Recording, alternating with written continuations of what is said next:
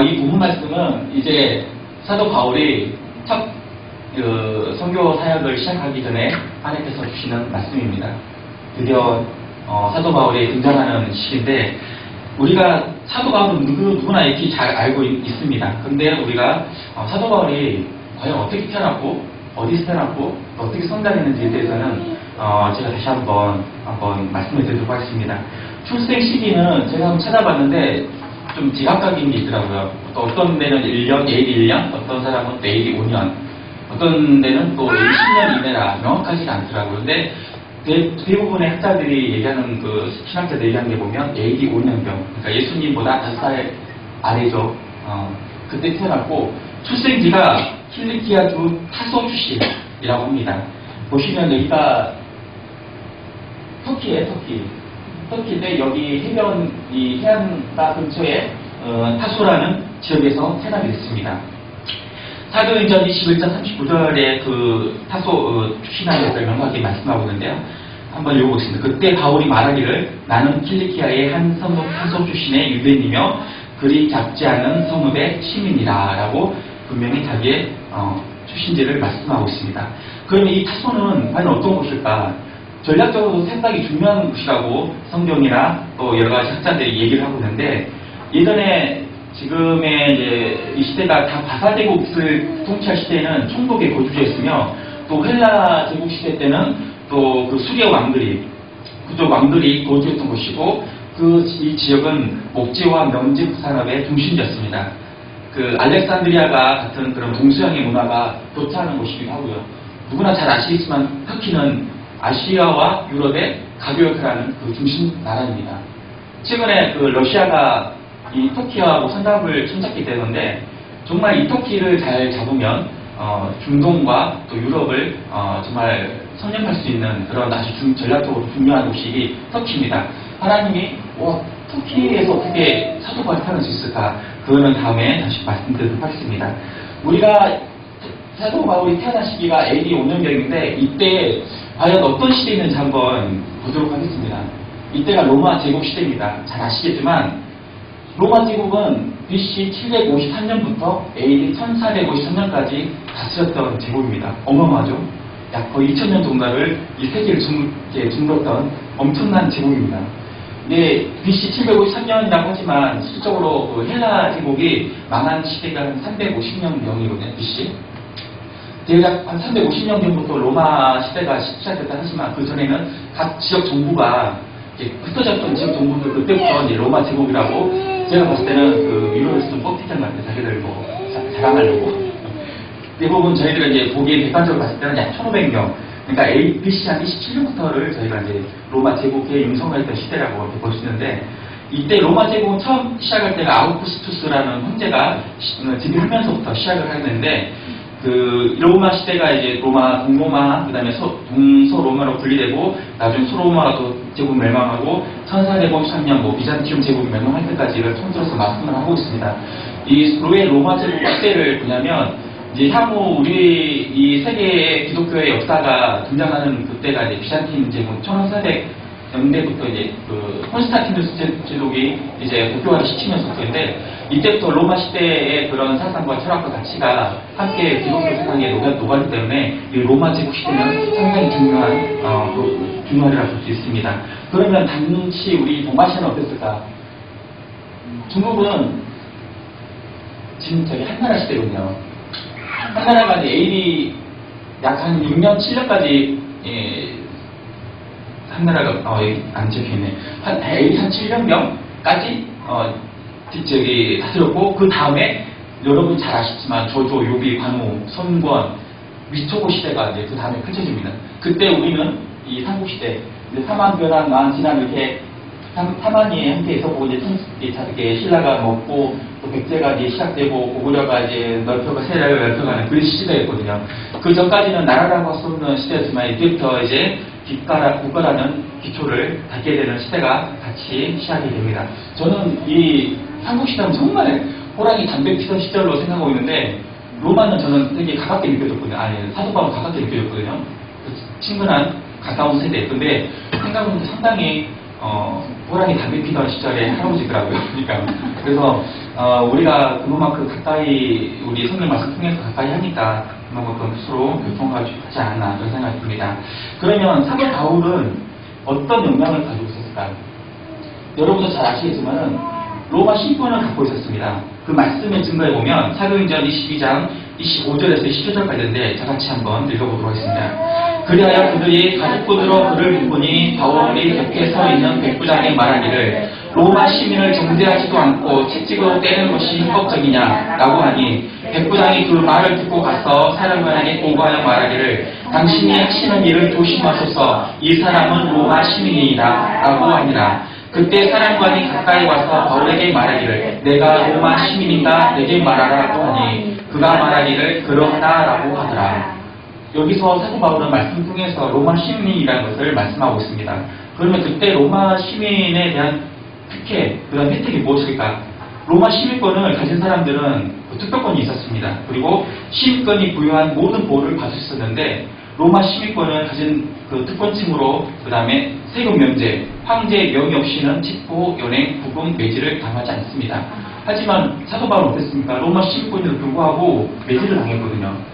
로마 시민권을 갖고 있었으나 그걸 내세우지 않고 겸손한 마음으로 자기의 삶을 또 자기의 그 선교 사역을 진행했던 그 사도 바울인데 바울의 주장은 그의 집안에 실력이 있는 그 가문이었음을 또 말해주기 때문에 기독교 일부에서는 기독교에는 바울처럼 사회적 영향력이 있는 사람이 되어야 한다며 사회적인 그런 성공에 대한 욕구를 많이 전담하기도 합니다. 정작 바울 자신은 자신에 대한 그런 출신 배경에 대해서 자부심을 그리 갖고 있지는 않았습니다. 오히려 그 빌립보서 말씀에서 주님을 아는 지식의 가치를 더 강조하고 자신의 출신 배경을 되게 오물에 비대하게 했습니다. 한번 그 말씀이 어떤 말씀인지 한번 빌립보서 3장 5절에서 9절 말씀이 있습니다. 제가 한번 읽도록 하겠습니다. 나는 8일 만에 할례를 받았고 이스라엘이며 베냐민 지파요 히브린 중에 히브리며 율법에 의하면 바리새인이라 열성으로 말한다면 교회를 박해하고 율법에 의로 말한다면 흠이 없습니다. 그러나 나에게 유익하던 것은 무엇이냐? 그리스도를 위하여 다 손실로 여겼느니라. 실로 모든 것을 손실로 여기면 그리스도 예수 나의 주를 아는 지식이 가장 고상하기 때문이며 내가 그를 위하여 모든 것을 잃어버리고 그것들을 오히려 배선물로 여기면 그리스도를 얻기 위하며 또 그 안에서 발견되고자 함이니 나의 의는 율법에서 나온 것이 아니요 그리스도를 믿음으로 말미암아 나온 것이니 곧 믿음에 의해서 하나님께로부터 나온 의라. 여기서 보면 자기는 배선물로 지식을 배선물로 여긴다 했었거든요. 어떻게 보면 사도 바울은 금수저인 금수저. 우리가 봤을 때는 출신력이 좋고 최고의 고등교육도 받았고 하지만 바울은 자신이 로마 시민도 불구하고 그 자기의 그 시민권 내세우지 않고 복음의 확장을 위해서만 로마 시민권을 내세워 그 위기를 또 모면하기도 했습니다.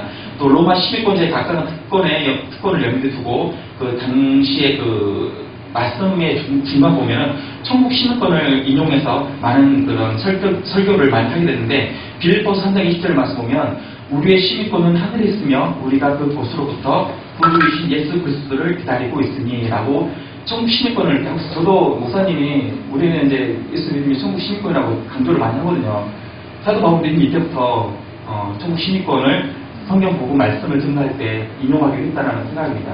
그것만큼 우리가 그때 로마 시민권이라면 우리는 지금의 미국 시민권이겠죠. 이 미국 시민권 갖고 있으면 엄청난 큰 특혜와 또 많은 부를 누릴 수 있는 그런 게 있는데 그것만큼 사도 바울도 그때 당시에 그 로마 시민권을 적절하게 비유함으로써 믿지 않는 자들에게 복음을 효과적으로 증거했음을 볼 수 있습니다. 그리고 사도 바울은 또 어떤 능력이 있었느냐? 언어입니다. 여러분 잘 아시겠지만 4개국을 할 수 있었어요. 아람어, 헬라어, 로마어, 히브리어.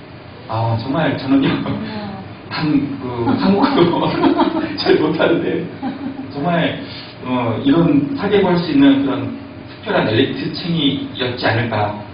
근데 나중에 보면은 사도 바울도 우리가 똑같다는 걸 나중에 알 수 있는데 그 다음에 사도 바울의 또 유명한 또 하나는 잘 아시겠지만 총 13권의 성경을 기록했습니다. 바울의 교회 서신 보면 로마서, 고린도전후서, 갈라디아서, 에베소서, 빌립보서, 골로새서, 데살로니가 전후서, 또 바울의 목회 서신에는 디모데전서, 디도서, 또 바울의 일반 서신에는 빌레몬서, 총 13권을 신약의 27권 중에 13권을 기록을 했는데 어마어마하지 않습니까? 하나님께서 특별히 사도 바울에게 능력을 주셔서 이렇게 귀한 말씀을 우리에게 또 허락주시는 것입니다. 그다음에 사도 바울이 또 다른 능력이라기보다는 그 사도 바울의 특별한 자기 성격을, 그러니까 환경적인 그런 성격을 가질 수밖에 없는 그런 성장 배경이 있었습니다. 사도 바울이 율법적으로 지식이 풍부하다는 걸 누구나 잘 알고 있습니다. 사도행전 22장 3절 말씀 한번 다 같이 한번 읽어보도록 하겠습니다. 나는 실로 유대인이다. 필리피아의 한 성읍 타수에서 태어나 그 성읍에서 가말리엘에서 자랐고 조상님들의 율법의 완전한 방식에 따라 교육받았으며 하나님을 향한 열성이 지극하기로는 오늘 여기 계신 여러분 모두와 마찬가지였노라 라고 이렇게 말씀하고 있습니다. 이 성경 말씀은 제가 지금 현재 한글 킹제임스 버전으로 지금 하고 있습니다. 그러니까 혹시 지금 일반 격성경과 다르시는데 다르진 않습니다. 하지만 낱말 틀리긴 한데 이만큼 이 성경 사도행전 22장 3절 말씀에도 자기는 태어난 출신은 터키이지만 유대인이라고 분명히 말씀하고 있습니다. 그러면서 자랄 때에는 가말리엘을 밑에서 율법의 말씀을 배웠다라고 말씀합니다. 사도바울의 고향이 고대 그리스 문명의 영향 밑에 있었던 관계로 당시에 일반적으로 고정 교육 및 유대교적인 그런 율법 교육을 받았다라고 추측할 수 있습니다. 유대인들은 태어날 때부터 5세 되면 서류를 취하고 또 그 다음부터는 계속 율법 말씀을 또 가르치고 그 다음에는 또 그 사회에 나가서 성장할 수 있는 그 기초적인 그런 지식과 재능들을 또 가르치고요. 그러면 그 다음에 바로 이렇게 독립시킬 수 있는 독립하는 그런 독특한 그런 교육이 있는데 그는 존경받은 율법학자 그 가말리엘에서 밑에서 율법 공부를 받았는데 또 유대 전통에 따라 구약성서 율법해서 그 다음 수사를 공부했다라고 이렇게 말씀하고 있습니다. 이러한 체계적 신학 교육은 사도 바울을 유대 전통인 율법을 비판할 만큼 뛰어난 신학자로 자라게 해줬습니다. 나중에 그 로마 가서는 그리스 가서는 그 스토아카와 또 뭐였죠? 나중에 나오게 생각하는데 아주 뛰어난 그 철학자들과 논쟁할 수 있을 만큼 뛰어난 그런 지식적인 배경을 갖추게 되는데 아마 여기서부터 시작되지 않았나 생각이 듭니다. 이와 같이 바울의 출생과 유교의 율법을 추종하던 그 젊은 시절 자신의 사역 방향이라도 신학적인 변에 맞지 않을 경우 절대 타협하지 않는 그런 굳은 성품이 그때부터 성장 배경으로 반영됐다고 할 수 있습니다. 그러면 여기서 가말리엘이 나오는데 그러면 가말리엘은 누굴까? 물론 사람 이름은 아니더라고요. 보니까 1세기 초에 활동한 유대교 구전 율법에 중통한 팔레스타인 거주 율법사들에게 정예푸르, 그러니까 최고의 우리 옛날에 성균관이 있었던 것처럼 거기에 그 율법학자들의 최고 집단의 그 고등교육기관이 가말리엘인데 그 사내들의 지도적 위치에 있었다는 것과 율법 교사로서 최고의 명성을 누렸다는 것. 성경 말씀에도 가말리엘이 나옵니다. 사도행전 55장 34절 보면 그때 가말리엘이라고 하는 한 바리새인이 공회 중에서 일어서니 그는 율법 박사로 모든 사람의 존경을 받는 자라. 사람들을 잠시 밖에 나갈게 명하고 나서 예수님이 산들인 공회 앞에서 이제 심판을 받게 되는데 이스라엘은 잘 아시다시피 정치와 종교가 같이 묶여 있습니다. 그걸 판단하는 곳이 산헤드린인데 거기는 법정 최고 기관이시고 있습니다. 이만큼 최고의 그런 지식적인 그런 것들을 그 집단에서 같이 배웠다는 사도 바울이 하나님께서 그 지식을 가지고 나중에 크게 또 사용함을 알 수 있습니다. 그런데 사도 바울의 이런 잘 아시겠지만은 그 믿는 사람들을 끝까지 쫓아가서 처단할 수 있는 그런 뚝심이 있는 그런 사람이었는데 갑자기 흑심을 하게 됩니다. 다마스커스 가는 길에 예수님을 만나게 됩니다. 사도행전 9장 3절에서 6절 말씀을 다 같이 한번 있습니까? 네, 읽겠습니다. 그가 길을 떠나 다마스커스에 가까이 왔을 때 갑자기 하늘로부터 한 불이 빛이 그를 불러치는지라. 그가 땅에 엎드려 그에게 말하는 음성을 들으니 사울아 사울아 너가 왜 나를 박해하느냐고 하시더라. 그러자 그가 말하기를 주여 당신은 누구십니까? 라고 하니 주께서 말씀하시기를 나는 내가 박해하는 예수라. 가시체를 걷어차는 것이 내게 고통이라고 하시더라. 그가 떨며 놀라서 말하기를 주여 내가 어떻게 하기를 원하시나이까? 라고 하니 주께서 그에게 말씀하시기를 일어나서 성읍으로 들어가라. 그러면 내가 행해할 일을 내게 일러주리라 하시더라. 다마스커스는 여기에요. 여기. 여기가 시리아거든요, 시리아. 여러분 잘 아시지만 지금 시리아가 어떻습니까? 내전으로 해서 엄청나게 많은 시민, 일반 시민들이 다 죽고 있거든요. 지금 정말, 이 엄청난 사역지였는데, 이 다마스커스, 이 밑에 예루살렘에서, 이제 내가 믿는 자들 내가, 기독교인들 내가 어떻게든 내가 잡아내겠다라고 다마스커스로 가는 길이었습니다. 그때 예수님이 사도 바울에게 나타나서 이제 회심하게 됐는데, 유대교 그때 상황을 제가 한번 다시 한번 말씀드릴게요. 유대교는 스데반의 순교 이후에 기독교에 대한 광범위한 박해가 있었습니다. 유대인들은 예루살렘 전체에 압박을 시작했고, 이에 예루살렘 성도들은 12사도만 예루살렘에 남긴 채 유대, 사마리아, 다마스쿠스로 도망가게 됩니다. 잘 아실 수 있어요. 예루살렘 교회가 핍박으로 많이 힘들었던 그런 계기였었는데, 그러나 예루살렘 성도들은 다른 곳마다 예수님을 전파하고, 결과적으로는 기독교에 대한 박해가 오히려 기독교의 영역을 확대하는 쪽으로 흘러가게 됐습니다. 다마스커스로 가던 길 그런 초자연적인 빛과 예수님의 음성을 듣고 회심하게 된 그 사도 바울은 이름을 사울에서 바울로 이때 바뀌게 됩니다. 예수 믿는 자들을 잡으러 다니던 사울이라는 청년이 회심해서 바울로 이름을 바꾸고 전심전력으로 기독교 복음을 전하게 하니까 주변에 그를 알던 사람들은 되게 정말 의아해했었을 겁니다. 이에 사도 바울은 아랍 사막으로 가서 4년 동안 생활하고요. 그 후 고향인 길리기아의 다소에 가서 약 10년 동안 또 수도 생활을 하게 됩니다. 사도 바울이 그날 바로 회심을 하고 바로 하나님의 말씀을 증거할 수 있는 그런 선교사로서 바로 파송된 게 아니라 잠시 광야 생활을 하게 됨을 볼 수 있습니다.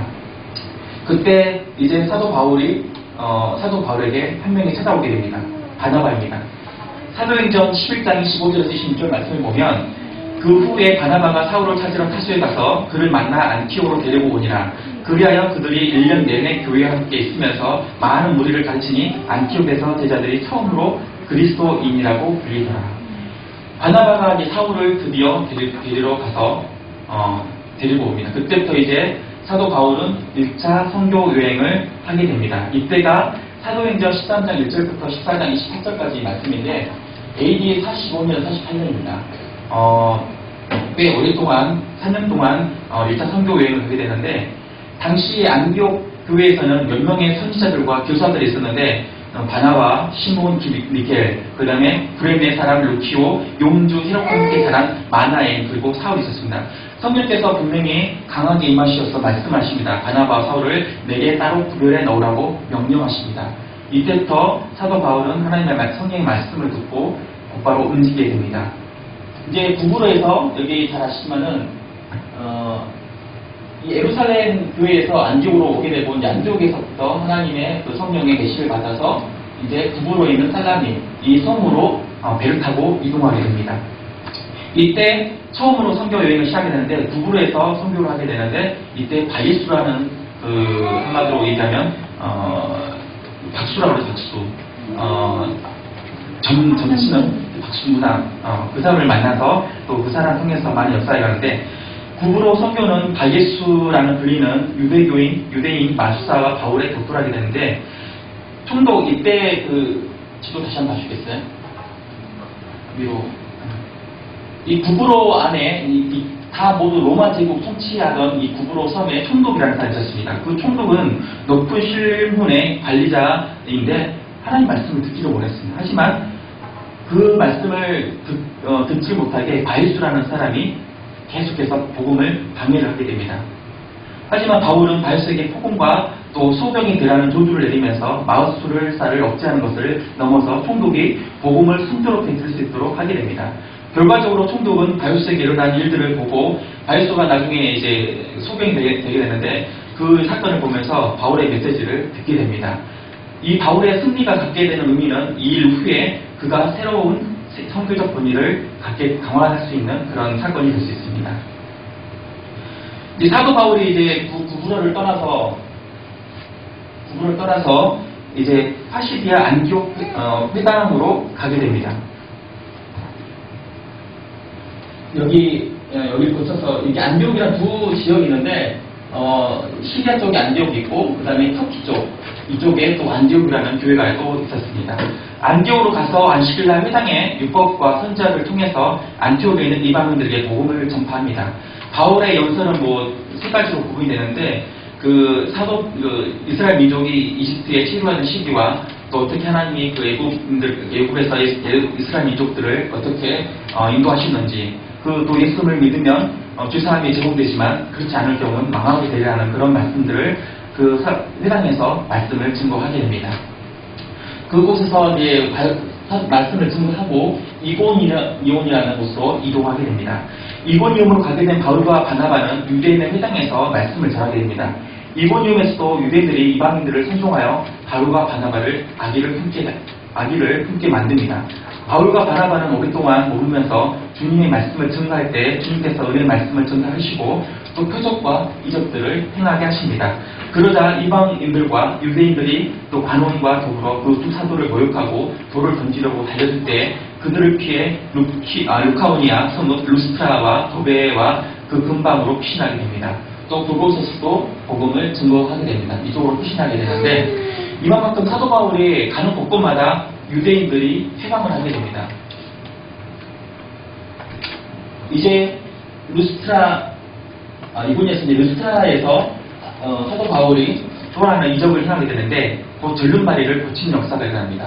루스트라에서 사도행전 14장 8절에서 20절 말씀에 루스트라에서 절름발이를 만나게 됩니다. 평생 걸어본 적 없는 절름발이는 바울이 말하는 것을 열심히 듣고 있을 때 바울이 열심히 절름발이를 보니 치유받을 만한 믿음이 있는 것을 보고 일어서라라는 일어서게 하는 기적을 행하게 됩니다. 그러자 사람들이 바나바를 주피터라 하고 또 바울을 목표리라고도 부르며 신격합니다. 이때부터 아마 그 주피터 잘 아시죠? 이 그리스 신화에 나오는 주피터, 그 둘을 그렇게 빗대어서 신격화시킵니다. 그걸 듣는 그 사도 바울은 나는 아니다라고, 절대 신이 알 수 없고 여러분 똑같은 성격 가진 사람이라고 하면서 거기를 빠져나오게 됩니다. 여기까지가 사도 바울의 1차 선교 여행입니다. 선교 여행을 마치고 다시 안티옥으로 다시 돌아가게 됩니다. 그때 이제 예루살렘 교회에 사도 회의를 하게 되는데, 이때 선교 여행 결과 보고를 하게 됩니다.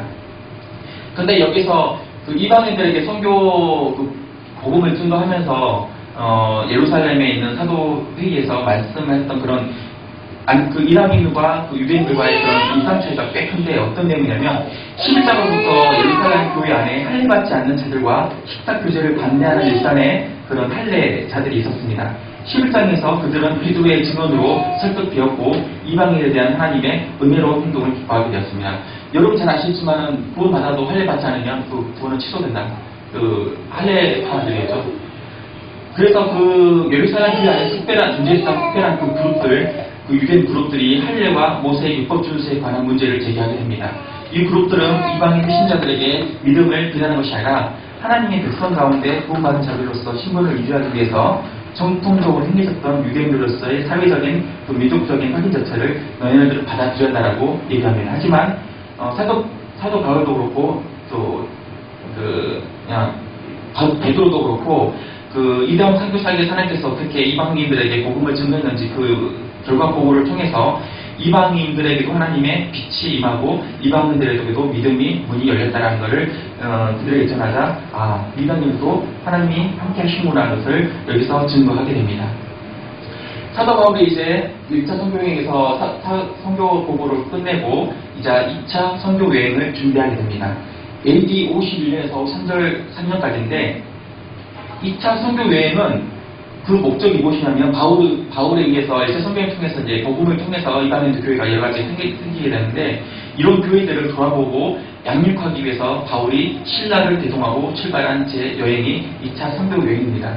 AD 49년에서 50년까지 3년 걸쳐 장장 약 4,500에서 4,600km를 1차적으로 여행한 사도 바울이 2차 여행에는 아시아로 가려고 했는데 성령 하나님께서 인도하셔서 유럽으로 가게 됩니다. 이때 바울과 신라가 가게 된다. 원래는 바나바와 원래 1차 선교 여행을 가다가 갑자기 신라로 바뀌게 됩니다. 그 이유가 여러분 잘 아시겠지만 바나바가 그 마가 요한이라고 하는 1차 선교 여행 때 같이 데려갔거든요. 마가 요한이 알고 보니 바나바의 조카입니다. 근데 예루살렘에서 이제 선교 여행 가다가 갑자기 예루살렘으로 다시 돌아가야 됩니다. 힘들었던 것이죠. 그러니 다시 또 2차 선교 여행 때도 바나바가 마가 요한을 데려가자. 우리 데려갈 것이다. 근데 사도 바울은 안 된다. 이렇게 중간에 하나님의 말씀을 하나님께 거역한 자는 다시 데려갈 수 없다라고 하면서 그때 신라라는 사람을 하나님의 제자를 데려옵니다. 바울과 신라는 1차 선교행으로 역방향인 도베를 거쳐 루스트라에 이르러 디모데라는 제자를 데리고 이보니온, 비시디아, 안디옥 여러 성을 다닐 때 예루살렘에서 사도와 장로들에게 작정한 그런 규례를 지키게 합니다.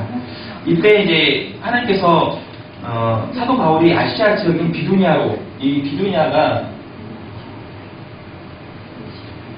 여기는 안 나오네. 비두니아 원래 이쪽 지방이거든요. 여기가 아시아, 터키거든요. 터키. 이쪽 지방으로 다시 가기를 원했으나 성령께서 아시아로 가는 것을 막으시고 마게도니아 환상을 보여주시게 됩니다. 그래서 바로 즉각 사도 바울은 그 아시아로 가는 것을 그만두고 하나님께서 보여주신 마게도니아로 다시 발을 옮기게 됩니다. 제가 여기서 잘 안 보이네요.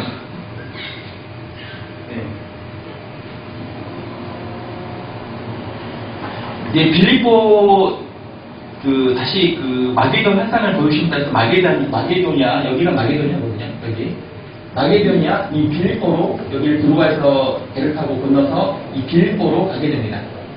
빌립보는 지금의 어디냐면 아테네, 아테네이고 그리스네요. 그리스.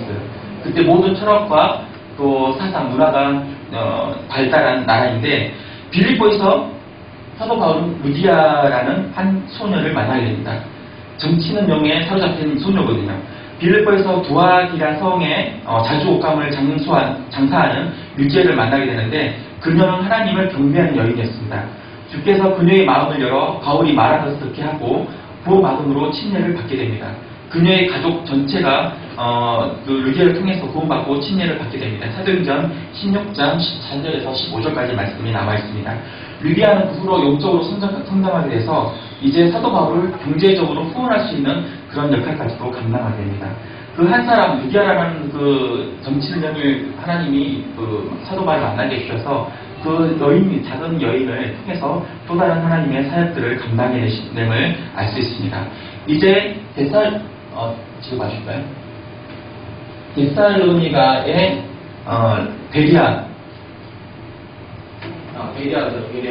이쪽으로 다시 이동하게 됩니다. 이곳에서 하나님은 그 로마 제국에 속한 그 베리아인데 거기에서 그 회당에서 유대교 성서를 설명하는 것에 초점이 맞춰져 있었습니다. 그리스도 회당 데살로니가 회당에서 그리스도가 해를 받고 죽은 자 가운데서 다시 살아날 것 그리고 그것을 증명하고 또 바울이 증하는 그 예수가 곧 그리스도라고 여기에서도 강조하게 됩니다. 이제 가는 곳곳마다 사도 바울은 영적으로 승리하게 됩니다. 회심시키고 구원받게 하고 침례를 주고 그러는데 이제 아테네로 넘어가게 됩니다. 그런데 아테네에서 여러분 잘 아시겠지만 그 에피크로스 학파와 그 다음에 스토아 학파를 만나게 됩니다. 에피크로스 학파가 여러분 저도 잘 몰랐는데 그냥 먹고 마시고 즐겁게 지내자라는 그런 최고의 가치를 보고 있고 스토아 학파는 또 완고한 생명론으로 남자답게 운명을 받아들여라는 사상을 설파하는 그런 학자들이었습니다. 이때 사도 바울은 아테네에서 주님의 말씀을 증거하지만 어떻게 됐습니까? 거기서 자리를 털고 다시 돌아가게 됩니다. 거기서 한 명도 구원도 시키지 못하고 나오게 됩니다. 그래서 바로 이 고린도로 넘어오게 됩니다. 근데 고린도에서 또 다시 곳곳에서 여러 가지 사역을 하게 되는데 하나님이 그때 힘들고 지친 사도 바울을 위로하게 됩니다. 아테네에서 처음 실패했던 사도 바울이 있어서 고린도의 사역은 각적으로 힘들고 어려웠을 텐데 그때 하나님께서 또 마리아를 통해서 신라와 디모데를 보내주셔서 또 가사하게 되고 또 하나님께서 환상을 통해 그를 위로하심으로써 고린도에서 사역을 다시 한번 활기차게 뛰게 됩니다. 이때 선교 여행을 마치고 안디옥으로 돌아오게 됩니다. 다시 안디옥으로 돌아오게 돼서 이거 지옥을 한 거군요. 이만큼 사도 바울은 2차 선교 여행을 통해서 어떤 메시지를 주냐면 우선 바울은 그의 영예인 동역자들을 새롭게 정비하고 또 아시아 지역 비두니아로 가고자 하는 바울을 유럽으로 인도하는 것과 또 하나님의 역사인 성령은 환상과 다른 수단을 통해서 바울을 선교 일정을 잘 이끌어 가심을 여기서 보여주고 있습니다. 바울은 그때 당시 대도시 지역을 주로 선교지로 삼았습니다. 여러분 잘 아시겠지만은 여기는 지금도 되게 유명한 가장 무역의 핵심 중심 지역이고 모든 사람들이 이곳을 통해서 무역이 거래되는 곳이었습니다. 이만큼 사도 바울의 선교 전략은 대도시 중심으로 이루어졌습니다. 그만큼 곳곳에서 또 많은 핍박과 또 사도 바울을 음해하려고 하는 그런 여러 가지 사건들도 일어나게 되는데 모든 성공과 실패의 뒤에는 하나님의 위대한 승리를 또 여기서 발견할 수 있습니다. 고난인에게 유일이라는 그런 사도 바울의 고백처럼 확증적인 믿음으로 한다면 무엇이든 두려움이 없음을 우리는 사도 바울 2차 선교 여행을 통해서 알 수 있습니다. 이제 마지막으로 3차 선교 여행을 떠나게 됩니다. 3차 선교 여행은 그동안에 자기가 세웠던 교회에서 에베소 또 마케도냐 또 그 다음에 빌레모에서 각 그 교회의 모든 그 지도자들에게 다시 한번 하나님 말씀을 증거하고 또 굳세게 또 하나님 말씀 통해서 그들이 영적으로 성장할 수 있게끔 그런 일들을 해하게 됩니다. 여기서 보시면 이제 그동안에 거쳤던 1차 선교에 거쳤던 곳, 그 다음에 2차 선교여행 때 갔던 그런 마게도냐, 유럽, 그 통해서 각 곳마다 하나님의 복음을 증거하고 또 각 교회 힘들고 어려운 성도들에게 복음을 증거했을 뿐만 아니라 이때 마침 예루살렘에 기근이 들어서 물질적으로 많이 힘들었습니다. 이때 사도 바울은 이 선교지를 통해서 오히려 이방 나라에서 선교 자금을 통해서 예루살렘 교회에 또 물질적으로 후원할 수 있는 그런 일들을 하게 됩니다. 제가 쭉 1차, 2차, 3차 선교를 통해서 어떠셨습니까? 사도 바울이. 한번 거리로 판단하게 되면 지금 이제 나이가 시작할 때가 40좀 됐을 때 시작했겠죠. 예비 좀 전에 50년부터 50년이었죠. 그러면 약 45세. 지금으로 치면은 그때 나이는 지금 우리하고 비교할 수는 없을 만큼 나이가 꽤 들었을 텐데도 엄청난 열정적으로 하나님 말씀을 아시아를 지나서 이 유럽까지 복음을 증거했던 것을 복음을 알 수 있습니다. 여기서 1차, 2차, 3차 선교를 통해서 하나님이 내게 주시는 영적 깨달음과 적용점을 여러분과 함께 나누고 싶습니다. 첫 번째, 복음을 전하려면 복음을 방해하는 사단의 역사가 있다는 것을 알아야 합니다. 사도행전 13장 8절 말씀 보면 그러나 요술사 엘루마는 지금 그의 이름을 번역하면 요술사라 그들을 반대하며 총독하여도 믿지 못하게 하려고 했으라. 여러분도 혹시 복음을 증거할 때 어떻습니까? 엄청나게 많은 사단의 방해가 있다는 걸 알 수 있습니다. 이만큼 우리 말씀이 제대로 준비되지 않으면 사단의 역사로 인해서 우리는 쓰러지게 되고 그 복음을 확실하게 전하지 못하게 되는데 총독을 하여금 복음을 듣지 못하게 사단은 요술사 전면에 내서 회망하게 합니다. 하지만 사도 바울은 하나님 주시는 능력으로 사단의 권세를 무력화하는 말씀을 물리치고 총독에게 복음을 전하게 됩니다. 하나님 말씀은 능력 있고 사단의 세력을 무력화시키며 복음을 증거하는 데 능력이 있음을 깨달을 수 있었습니다. 그 다음 두 번째, 하나님의 사역과 복음 증거에 있어 혼자서는 절대 할 수 없다는 것을 알 수 있습니다. 여러분 잘 아시겠지만 사도 바울은 혼자였습니까? 절대 아니었습니다. 사도 바울 하면은 정말 혼자서도 일단적으로 모든 걸 할 수 있는 능력을 가지고 있는 사람이었지만 그 하나님께서 주시는 그 사역은 절대 혼자 하지 않았다는 것을 사도 말씀을 통해서 알 수 있었습니다. 그리고 세 번째, 교회가 분열되는 것을 막기 위해서 사도 바울은 예루살렘 교회가 내세운 교회를 지키게 했습니다. 정말 웃겼습니다. 구원받은 유대교인들이 내세운 교리가 뭐냐면 내가 이제 유상 제물과 피와 목매어 죽인 것을 먹지 말 것과 음행을 피할 것. 다른 건 용서할 수 있지만 이것만큼 꼭 지켜라. 이방인들도. 하지만 사도 바울은 이제 구약 시대의 사람이 아니었습니다. 신약입니다. 물론 구약 말씀을 무시할 수는 없지만 사도 이방인들에게 예전에 그 율법을 그대로 똑같이 지키게 하라는 것은 사도 바울로서 봤을 때는 절대 타협할 수 없었던 사건이었습니다. 사도 바울이 좀 전에 그 율법과 그 수사학을 공부하면서 자기의 그런 철학적인 그런 구질적인 그런 사상을 가지고 있었던 것처럼 절대 고집을 꺾을 수 없었던 사람이지만 자기가 그 유대교 예루살렘 교회 그 사도회에서 나온 그 규례를 지키지 않으면 사역이 안 되겠다, 교회가 분열되겠다는 것을 알았기에 예루살렘 교회에서 내세운 그 교회를 사도 바울은 수용할 수 있었던 그런 너그러운 마음을 가지고 가질 수 있습니다. 그 다음에 사도 바울의 회심은 세계 복음화의 기초석을 놓은 역사적인 사건이 되었다는 것을 알 수 있습니다. 왜 하나님은 왜 베드로를 사용하지 않았을까요? 어떻게 보면 하나님이 베드로를 더 사용하실 수 있었을 텐데 사도 바울을 하나님이 다 준비시켰을 것 같아요. 그 태생 자체가 이미 이방 민족에서 태어나겠고, 하지만 몸은 이방 민족이지만 그 사상과 생각은 이미 하나님께서 준비한 유대인 히브리인이었습니다. 그가 가지고 있었던 그 언어적 능력과 또 그런 설득력 있는 논리적인 그런 것들, 그 다음에 구약 성경의 해박한 지식을 통해서 이 정말 쓰러질 수 없는 아테네, 그리스, 그 다음에 로마, 더 나아가 그 터키의 그 엄청난 많은 철학을 중요시하는 그런 그 도시 중심들을 나중에 이제 여기 3차 여행 이후에 로마 행을 또 가게 됩니다. 그곳에서 박기도 받고 또 그곳에서 잡히게 되면서 또 그곳에서 그 논리적인 그 말로 또 거기서 풀려나게 됩니다. 그만큼 사도 바울 하나님께서 어떻게 왜 사용하시는지를 이렇게 통해서 알 수 있습니다. 사도 바울이 로마에 가서 또 유럽에 가서 복음을 증거했기 때문에 지금 저희들이 복음을 들을 수 있었습니다. 그만큼 사도 바울은 정말 큰 변화를 사역의 가장 폭발적인 그런 사역을 확산시킬 수 있는 그런 중요한 사람이었습니다. 마지막으로 하나님은 우리와 같은 공감대를 형성하기 원하십니다. 저는 오늘 말씀을 쭉 보면서 어떤 생각이 나면 사도 바울도 그렇고 모세도 그렇고 이 신약 구약의 핵심을 저는 모세와 사도 바울로 생각하고 있는데, 모세가 사용되기 전에 어떻습니까? 예수님이 사역한 거 보시면 예수님이 이제 공생애를 마치시고 본격적으로 공생애 시작할 때 하나님의 말씀 증거할 때 어땠습니까? 40일 동안 광야 생활했습니다. 사도 바울은 어땠습니까? 40년 동안 광야 생활했습니다. 그리고 예수님이 죽은 지 3일 만에 부활하셨습니다.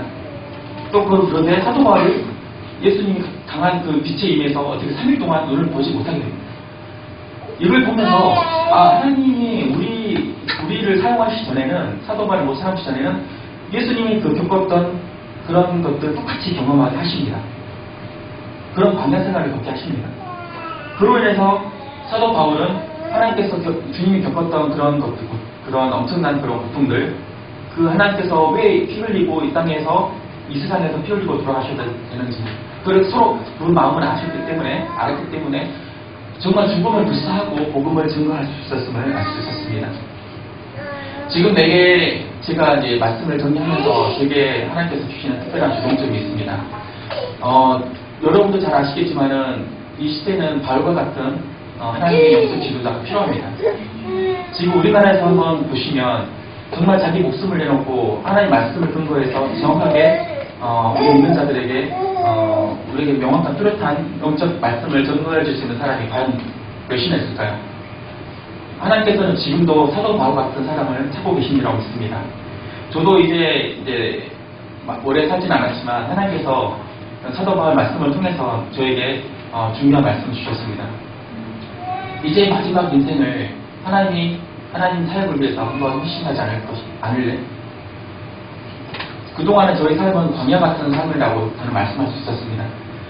그동안 하나님께서 저를 잘 준비해 주셨던 것을 잘 알고 있고, 앞으로 사도 바울처럼 지금까지 너희가 아직 경험해보지 못한 것들, 또 앞으로 하나님의 말씀을 증거할 때는 당연히 따라오기에는 그 십자가의 길, 그 다음에 그곳에서 정말 많은 엄청난 고통과 또 환난과 핍박이 있을지라도 하나님께서 주시는 그 많은 그 이적과 기적들을 행함으로 인해서 하나님의 사역이 확장된 것을 보고 싶어 하십니다.